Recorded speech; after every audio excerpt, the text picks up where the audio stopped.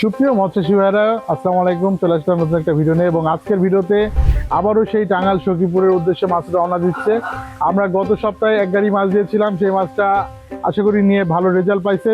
এর জন্য আবারও এক গাড়ি মাছ জি3 রুই টাঙ্গাইলে যাচ্ছে। যারা টাঙ্গাইলের আমাদের মৎস্যচাষী ভাইরা আছে তাদের জন্য সুখবর যে আপনারা কিন্তু আপনাদের বাসায় বসে আমাদের কাছে মাছের অর্ডার করতে পারবেন এবং বাসায় বসে যখন মাছের অর্ডার করবেন এইভাবে আমাদের নিজ দায়িত্বে মাছ আমরা কিন্তু আপনাদের বাসায় পৌঁছায় দিব।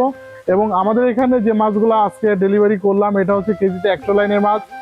আমাদের যে ব্যক্তি মৎস্যচাষী ভাই উনি ঢাকায় হচ্ছে আপনার মূলত একজন বড় বিজনেসম্যান সুমিত ভাই, এবং উনি আমাকে অর্ডার করেছিল। অর্ডার করার সাথে সাথে ওনার যে ছোট ভাই জুয়েল ভাই উনি আমাদেরকে মাছের অর্ডারটা কনফার্ম করে দেয়। দেওয়ার পরপরই আমরা কিন্তু মাছটা 3 দিন সময় নিয়েছিলাম। 3 দিনের ভিতরে মাছ পাকানো হয়ে গেছে এবং আজকে মূলত তারা 7 তারিখে ডেট দিয়েছিল, আজকে 6 তারিখ। আজকে নাইটে আমরা মাছটা পাঠাচ্ছি এবং যথারীতি সকালবেলা মাছটা পৌঁছে যাবে। তো মূল বিষয় হচ্ছে আমাদের বাংলাদেশের প্রত্যেকটা জেলাতে কিন্তু আমরা এভাবে মাছ দিয়ে থাকি। যদি আপনাদের এই ধরনের কোনো মাছ লাগে আমাদের সাথে যোগাযোগ করতে পারবেন।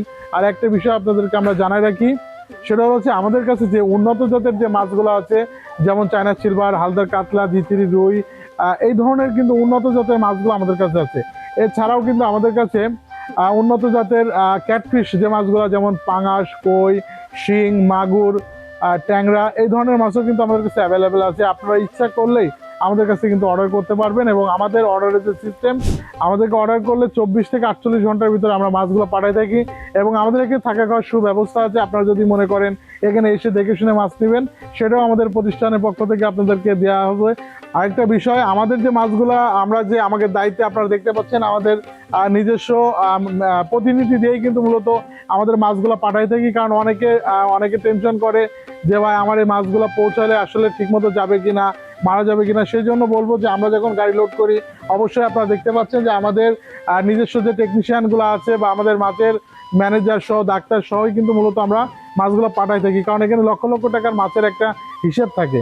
তো মোটামুটি কথা যে আমরা চেষ্টা করি আমাদের চাষি যাতে বেঁচে থাকে, কারণ চাষি বাঁচলে কিন্তু মূলত আমরা বেঁচে থাকবো। তো আজকের ভিডিওটা এই পর্যন্ত। নতুন কোনো ভিডিও নিয়ে আপনাদের সামনে হাজির হবো। সে মতো ভালো থাকবেন। আল্লাহ হাফেজ।